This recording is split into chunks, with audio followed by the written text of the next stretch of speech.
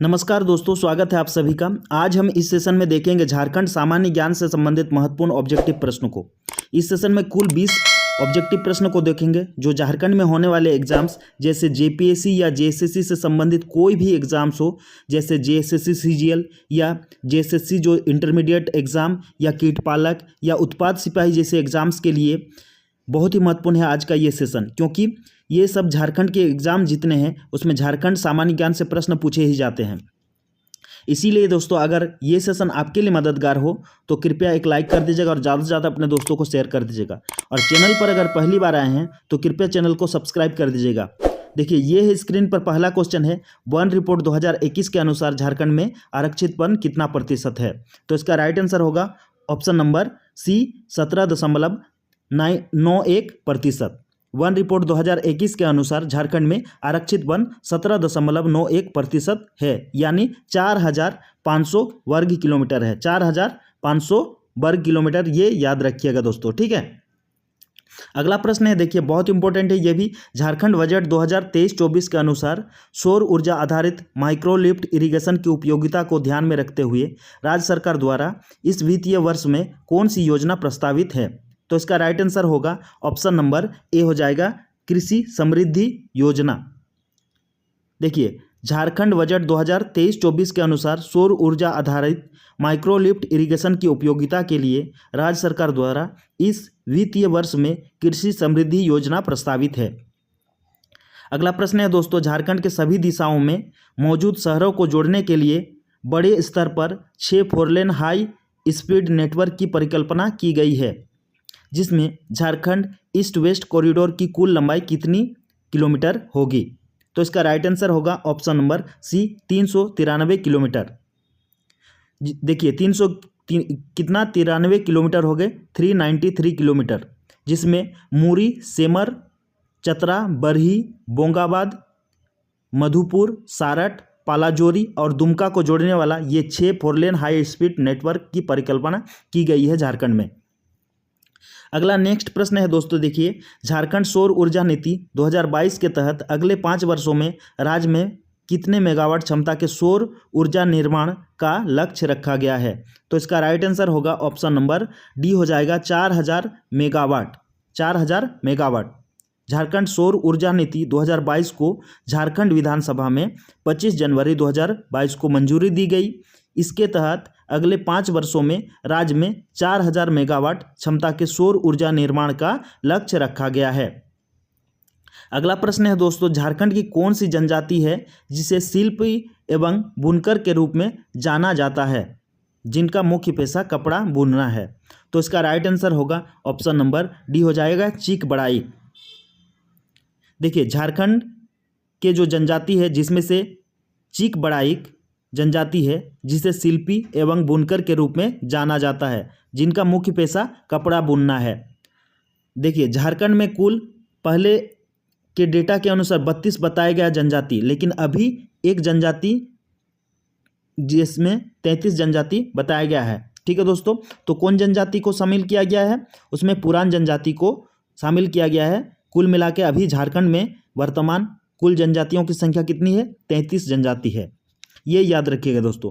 अगला प्रश्न है दोस्तों, बहुत इंपॉर्टेंट है। देखिए, किस बैंक से संपोषित योजना के अंतर्गत वर्ष 2023-24 में झुमरी तिले या शहरी जलापूर्ति योजना, मेदिनीनगर शहरी जलापूर्ति योजना और रांची इंटेक वर्क्स का निर्माण कार्य शुरू किया गया है? तो इसका राइट आंसर होगा ऑप्शन नंबर सी हो जाएगा, एशियन विकास बैंक। एशियन विकास बैंक से संपोषित योजना के अंतर्गत वर्ष 2023-24 में झुमरी तिलैया शहरी जलापूर्ति योजना, मेदिनीनगर शहरी जलापूर्ति योजना और रांची इंटेक वर्क्स का निर्माण कार्य शुरू किया गया है। अगला प्रश्न है दोस्तों, बहुत इंपॉर्टेंट है। देखिए, सॉन्ग ऑफ द रेबल के लेखक हैं। सॉन्ग ऑफ द रेबल के लेखक कौन हैं? तो इसका राइट आंसर क्या होगा? इसका राइट आंसर होगा ऑप्शन नंबर सी हो जाएगा, मानसिंह माझी। सॉन्ग ऑफ द रेबल के लेखक मानसिंह माझी है। नेक्स्ट प्रश्न है दोस्तों, देखिए, झारखंड के किस जिले की हल्दी को award for innovative product ideas से सम्मानित किया गया है? तो इसका राइट आंसर होगा ऑप्शन नंबर बी हो जाएगा, सरायकेला। सरायकला प्रखंड के रायजेमा गांव में किसानों द्वारा उपजाई जा रही हल्दी को राष्ट्रीय स्तर पर award for innovative product ideas सम्मान से सम्मानित किया गया है। केंद्रीय जनजातीय कार्य मंत्रालय की अनुषंगी इकाई ट्राइफेड के 34 स्थापना दिवस पर नई दिल्ली में आयोजित कार्यक्रम में award for innovative product ideas से सम्मानित किया गया था। इस कार्यक्रम में केंद्रीय मंत्री अर्जुन मुंडा ऑनलाइन शामिल हुए थे। ठीक है दोस्तों, तो ये थे इस प्रश्न से संबंधित प्रमुख बिंदु। अगला क्वेश्चन है, झारखंड पंचायती राज अधिनियम 2001 को पंचायत राज में महिलाओं के लिए कितने प्रतिशत आरक्षण प्रदान करने संशोधन किया गया था? तो इसका राइट आंसर होगा ऑप्शन नंबर सी हो जाएगा 50%। झारखंड पंचायती राज अधिनियम 2001 को पंचायत राज में महिलाओं के लिए 50% आरक्षण की व्यवस्था की गई है। अगला प्रश्न है दोस्तों, बहुत इंपॉर्टेंट है। देखिए, निम्नलिखित में से कौन सा त्यौहार देवी भूत की पूजा है? यह 12 वर्षों में एक बार मनाया जाता है। पूरे गांव के लोगों मिलकर काड़ा की बलि देते हैं, यानी भैंस की बलि देते हैं। गांव का भूइहरदार बलि चढ़ाता है। ठीक है, तो ये चुनना है कौन सा वो पूजा है। तो इसका राइट आंसर हो जाएगा दोस्तों ऑप्शन नंबर ए, दिसावली। दिसावली यह देवभूत की पूजा है। यह 12 वर्षों में एक बार की जाती है। गांव के लोग मिलकर काड़ा यानी भैंस की बलि देते हैं। बड़ पहाड़ी या मडरूबुरु, ये भी याद रखिएगा, सबसे बड़ा देवता, पर्वत देवता जो बड़ पहाड़ी या मडरूबुरु के नाम से भी जाना जाता है, को काड़ा की बलि दी जाती है, जो भूइहरधार की ओर से दिया जाता है। भूत के नाम पर भेड़ा की और देवी देवता के नाम पर बकरे की तथा इष्ट देव के नाम पर मुर्गे की बलि यहाँ दी जाती है। इस बलि को वही जमीन में गाड़ दिया जाता है दोस्तों। ठीक है, तो इस प्रश्न का सही आंसर हो जाएगा आपका ऑप्शन नंबर ए, दिसावली। अगला प्रश्न है दोस्तों, झारखंड की जनजातियों में सर्वाधिक साक्षरता दर वाला जनजाति कौन सा है? तो इसका राइट आंसर होगा ऑप्शन नंबर डी हो जाएगा, उरांव। झारखंड की जनजातियों में सर्वाधिक साक्षरता दर वाला जनजाति उरांव जनजाति है, जिसका साक्षरता दर कितना है? 56.39%। याद रखिएगा दोस्तों, बहुत इंपॉर्टेंट है, 56.39%। ठीक है, अगला प्रश्न है दोस्तों, झारखंड में कितने प्रतिशत आबादी का जीवन आधार कृषि है? तो इसका राइट आंसर होगा ऑप्शन नंबर बी हो जाएगा। ठीक है, 80%। झारखंड में 80% आबादी का जीवन आधार कृषि है।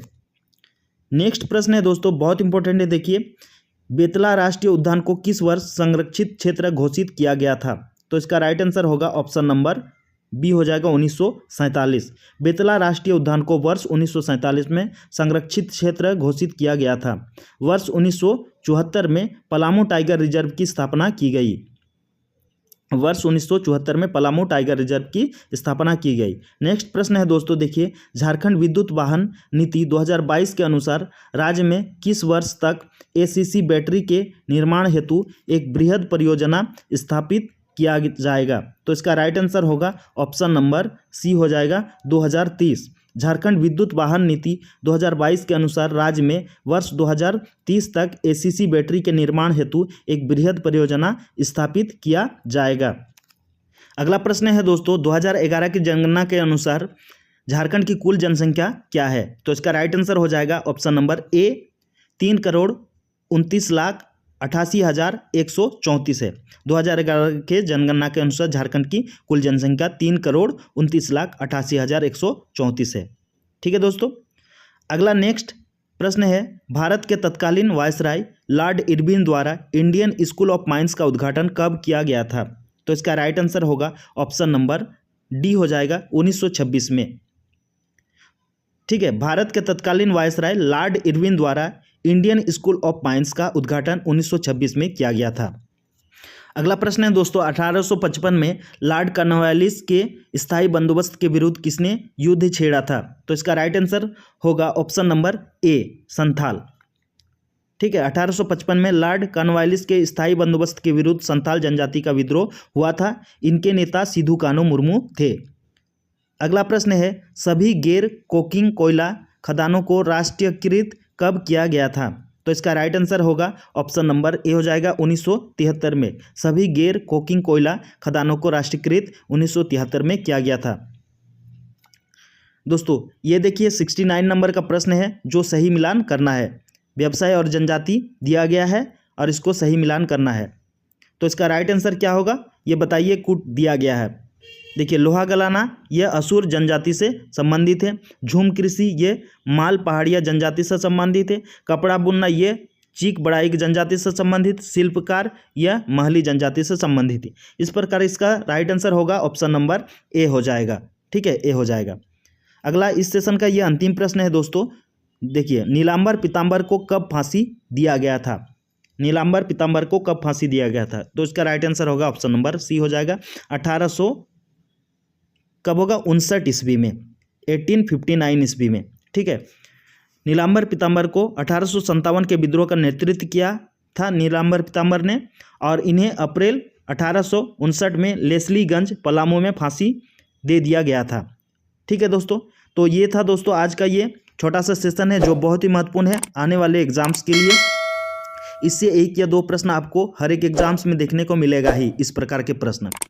तो आज का ये सेशन को मैं यहीं पे समाप्त करता हूं। तब तक के लिए मैं आप लोगों से यही कहना चाहूँगा कि अगर आप इस चैनल पर पहली बार आए हैं तो कृपया चैनल को सब्सक्राइब कर दीजिएगा, और ये सेशन आपके लिए अगर मददगार हो तो एक लाइक कर दीजिएगा और ज़्यादा से ज़्यादा अपने दोस्तों को शेयर कर दीजिएगा।